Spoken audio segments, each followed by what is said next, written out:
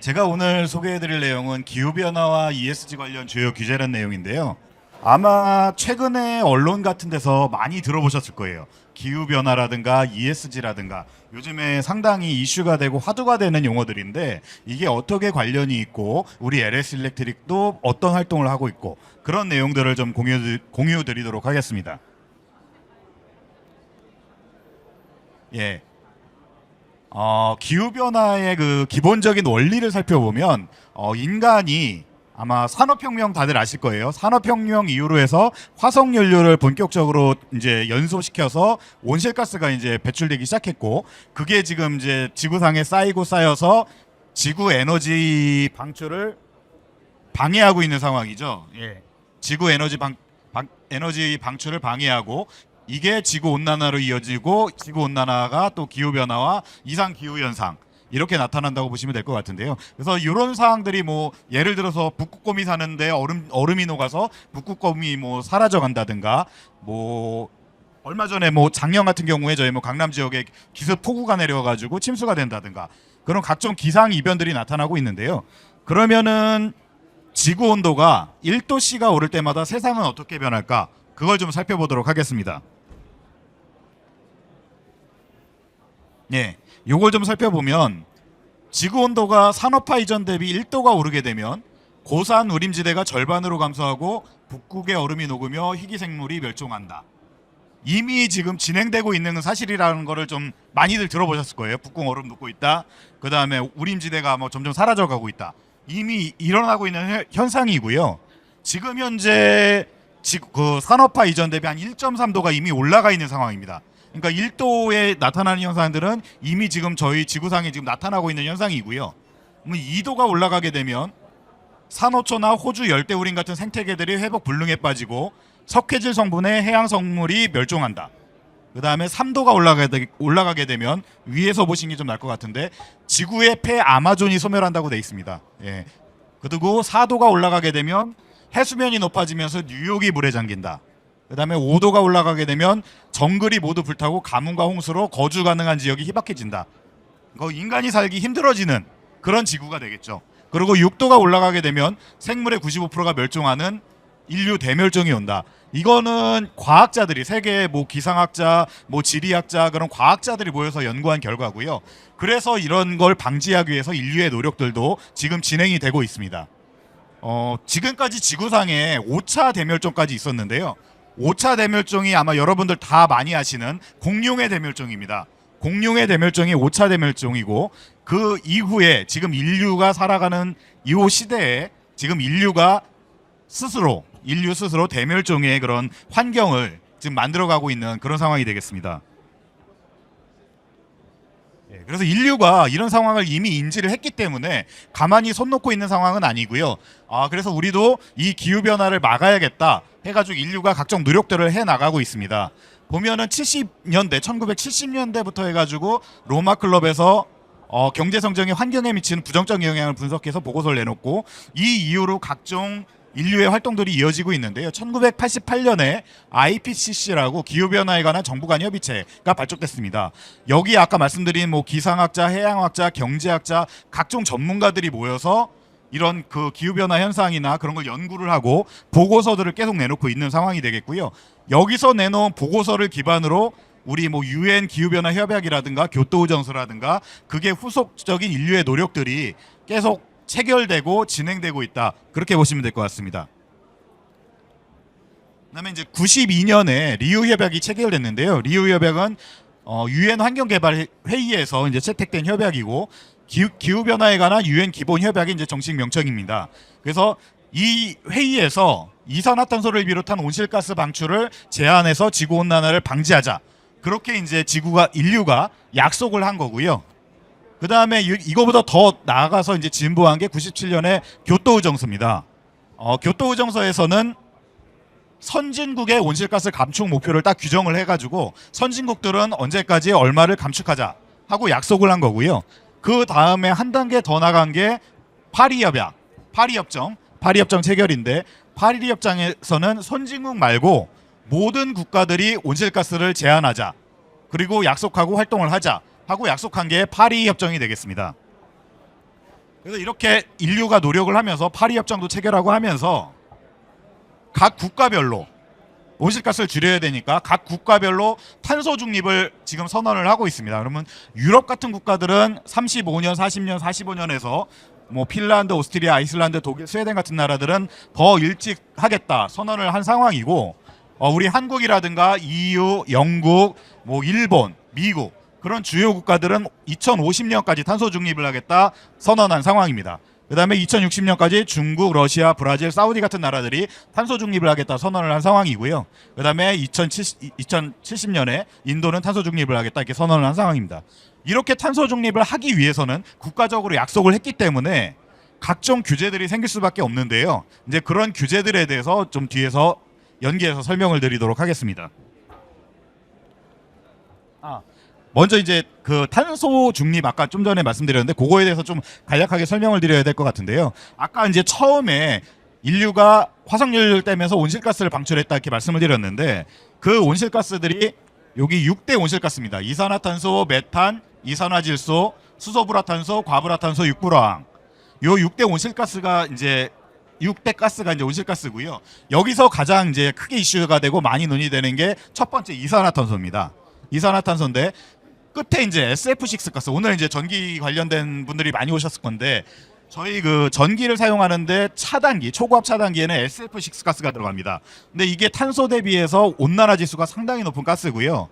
그래서 요것도 이제 저희가 인류가 잘 관리를 해야 되는데 저희 LS 일렉트릭에서는 그래서 저 SF6 가스를 사용하지 않는 친환경 G큐브 GIS를 개발했습니다. 그래서 지금 저희 GIS는 G큐브 GIS가 이미 지금 판매가 되고 있는 상황이고요. 저희 LS 일렉트릭은 그런 노력들을 좀 해나가고 있는 상황이 되겠습니다. 탄소 중립의 이제 개념을 좀 살펴보면 앞에서 말씀드렸는데 이 온실가스 배출량을 배출한 만큼 흡수량도 늘려서 실질적인 온실가스 배출량을 제로로 만든다는 개념이고요. 일반적으로 지금 요즘에 언론이나 그런 데서 넷제로라고 많이 사용을 하고 카본 뉴트럴이라는 용어를 사용하기도 합니다. 근데 엄밀히 말하면 두 개의 용어가 약간 차이는 있지만 요즘은 이제 일반적으로 혼용해서 사용하고 있는 상황이 되겠습니다. 이런 탄소 중립을 달성하기 위해서 여러 가지 뭐 이니셔티브라든가 규제들이 있는데 많은 기업들이 직접적으로 탄소를 많이 배출하는 떼서 화석연료를 떼서 배출하는 기업도 있겠지만 전기를 사용해서 많은 탄소를 배출하는 기업들이 많습니다. 저희 LS 일렉트릭 같은 경우에도 전기가 가장 많이 사용되고 있고요. 그러면 그 전기를 탄소를 배출 안 하고 할 수 있는 방법이 뭐가 있냐 했을 때 아리백 캠페인이라는 게 있습니다. 아리백 캠페인은 영국의 비영리 기구가 운영하는 캠페인인데 기업 사용 전력의 100%를 재생에너지로 전환하는 캠페인입니다. 그래서 이제 많은 기업들이 지금 아리백에 가입해서 활동을 하고 있고요. 아마 좀 언론을 보신 분들은 많이 보셨을 수도 있는데 뭐 우리나라 어떤 특정 자동차 부품 회사가 수십 년 동안 유럽의 자동차 회사랑 거래를 했는데 어느 날 갑자기 아리백을 안 한다고 거래 관계를 단절했다. 그런 뉴스도 나온 적이 있는데요. 이게 이제 아리백이라는 게 단순한 캠페인을 넘어서 약간 무역 장벽처럼 작용하고 있습니다. 그래서 아리백을 안 하면 너네 물건을 안 받아. 그렇게까지 현재는 막 작용을 하고 있는 상황이고요.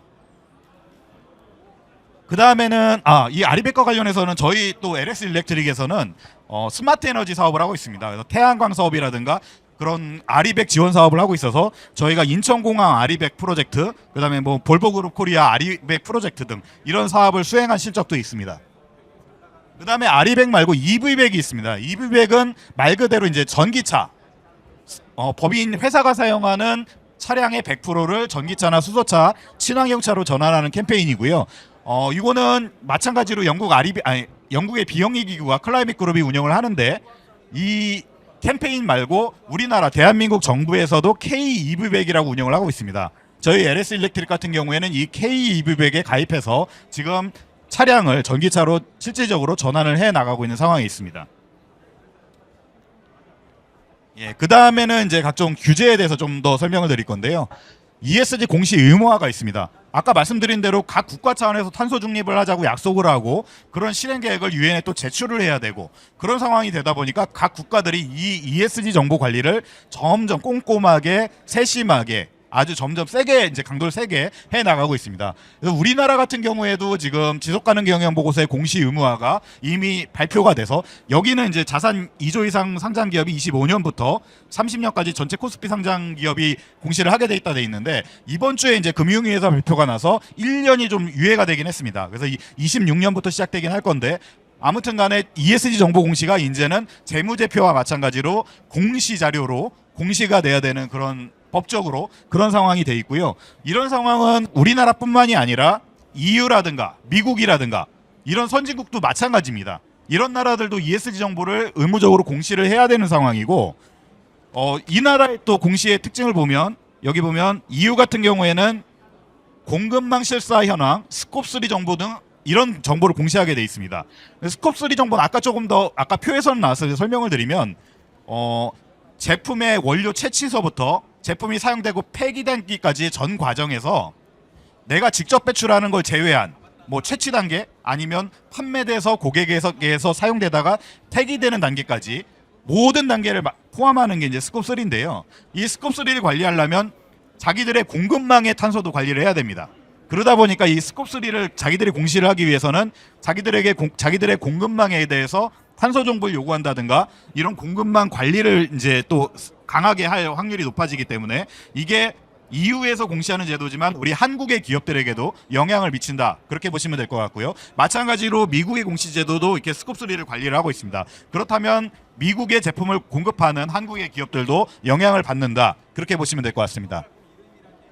그 다음에 EU의 공급망 실사 지침이라고 있는데요. 뭐 공급망 실사법이라고 그렇게 나오기도 하는데 언론에서는 기업 규모에 따라서 적용되는 시점이나 그런 차이는 좀 있지만 이제 주요 내용을 보면 EU 기업의 자사 사업장이라든가 공급망 전체에서 환경 훼손이나 인권 침해 활동 여부 등을 확인, 보고, 개선하는 의무를 부과했습니다. 그러니까 EU의 기업들이 이 의무를 이행하기 위해서는 자기들의 공급망에 대해서 저런 환경 실사라든가 인권 실사라든가 그런 걸 해서 자기들이 공개를 해야 되는 공시를 해야 되는 상황이 있고요. 그러면 이후에 납품하는 한국 기업들은 당연히 이 영향을 받을 수밖에 없습니다. 그래서 이 부분도 한국 기업들이 신경을 많이 써야 되는 상황에 있습니다. 그 다음에 탄소국경 조정제도 CBAM, 뭐 탄소국경세라고 불리기도 합니다. 이것도 한때 좀 많이 나왔던 이슈인데 탄소국경세 같은 경우 일단 처음 시작은 철강, 알루미늄, 시멘트, 비료, 전력, 수소 6개 제품부터 시작을 하긴 하는데 이 부분을 EU가 앞으로 점점 확대한다고 지금 발표를 해놨습니다. 그래서 언제 어떤 상품으로 더 확대될지 이제 좀 지켜봐야 되는 상황이고요. 이거는 한마디로 EU 내에 있는 기업들이 어떤 제품을 생산하는데 탄소가 뭐 100만큼 든다. 근데 EU 영외 지역, 뭐 중국이라든가 한국이라든가 뭐 EU 외의 지역에서 똑같은 제품을 만드는데 120만큼의 탄소가 들어간다.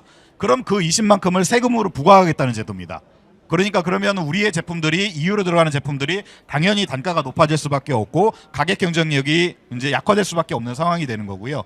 이 부분 같은 경우에도 지금 현재는 6개 제품 뭐 여기 해당되는 회사가 여기 오신 분들 중에 있을 수도 있지만 철강이라든가 이게 아닌 제품들도 언젠간 여기에 포함될 확률이 없습니다. 점점 확대해 나갈 것이기 때문에 이 부분에 대해서 우리나라 기업들의 준비가 많이 필요한 상황이 되겠습니다. 그 다음에 이제 에코 디자인 규정이라고 있는데요. 에코 디자인 규정은 이 부분도 상당히 좀 힘들 수 있습니다. 이 부분은 일단은 범위를 보면 EU 시장에 유통되는 모든 물리적 상품이 대상입니다. 그러니까 EU 거의 모든 제품이라고 보시면 되고요. EU의 제품을 유통하기 위해서는 이 아래 보시면 제품의 생애 주기에서 아래의 각종 조건이 지켜져야 된다고 돼 있는데 뭐 내구성, 신뢰성, 뭐 재사용 가능성, 탄소 발자국, 환경 발자국, 뭐 재활용 가능성, 자재 회수 가능성, 온갖 정보를 다 공개를 해야 됩니다. 이 공개하는 방법은 디지털 제품 여건이라고 해서 줄여서 이제 DPP라고 많이 부르는데 저기 아래 보면 이제 그림이 있습니다. 저런 QR 코드 같은 거를 딱 부착해서 제품에 이 QR 코드를 딱 찍어보게 되면은 이런 앞에서 말씀드린 각종 정보들이 다 떠야 됩니다. 그래서 소비자가 제품을 구매하기 전에 그 정보를 보고서 제품 구매를 판단할 수 있게 그렇게 하는 제도고요. 이거를 준비하기 위해서는 아까 말씀드린 대로 정보가 상당히 많습니다. 준비해야 될 정보가. 그러면 이후에 어떤 제품을 판매하기 위해서는 상당히 많은 준비가 필요한 상황이고 각 기업들이 하나하나 좀 준비를 해 나가야 되는 상황입니다.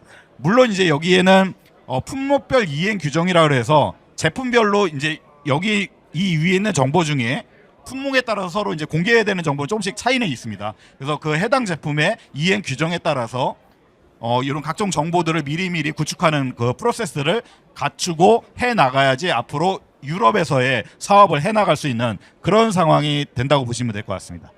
예, 이상으로 저희 그 ESG와 관련된 기후 변화와 각종 규제에 대한 공유를 마치도록 하겠습니다.